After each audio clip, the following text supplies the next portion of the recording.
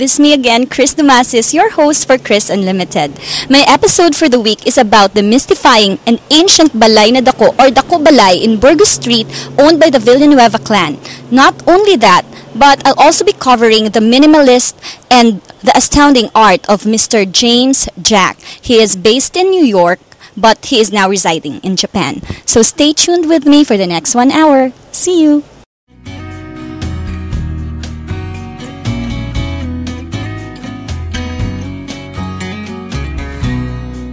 Not be the very best. Oh, hi.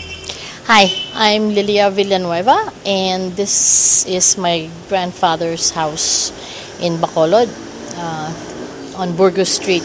It was the first Art Deco structure that was built in the city.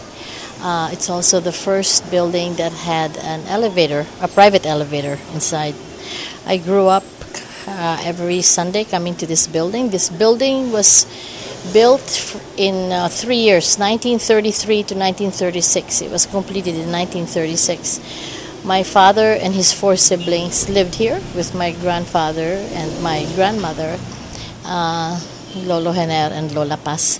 So, as you can see, the structure is completely intact. It's one of the 2 Art Deco buildings in the city that is left.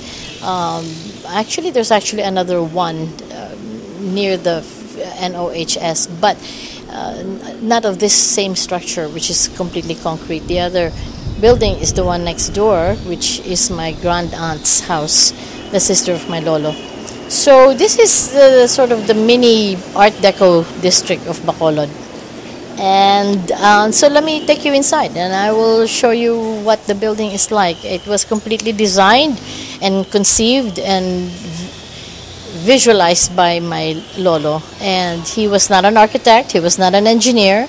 He brought engineers and contractors and builders from all over the Philippines actually to construct this house. But it was his vision. He took care of all the details. He had a vision of what he wanted this house to look like. So a lot of people refer to this house as the boat house because it looks like a boat with the porthole windows and the steel casing windows and frosted glass.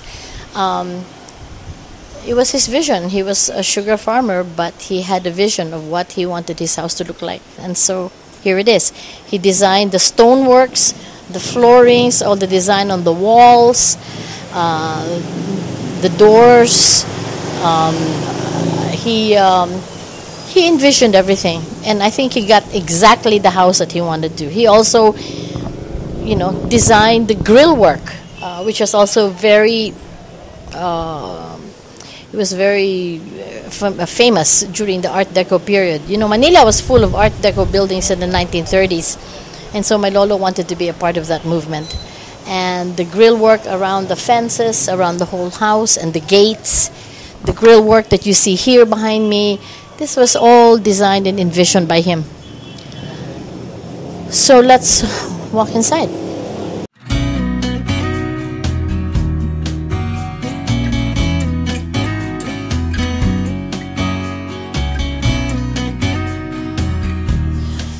So again, little detail like this metal porthole that looks down into the foyer. This is original. We've always had this when we were kids and we were not allowed to be at the adult parties. We would wait and see all the guests that were coming in from this porthole because this looks right into the entrance. These were the original plaster relief that my grandfather had designed and had made. I wish I knew who made them because I would love to just find out more about the artist. But this was his homage to the people who worked the land, the people who worked with the animals and who tilled the soil and harvested the food and the animals that lived in the forest. He was very fond of animals, so he always included them whenever he could. And all the doors are, of course, solid Molave doors. And these ones, I was told, were hand-carved into quilted design by carvers from Luzon. And here also you will see the tropical motif, again with a coconut tree and butterflies, and again also here is the hand painted glass, which was all over the house. He had hand painted. That was his art. That was his artwork. And then this was here.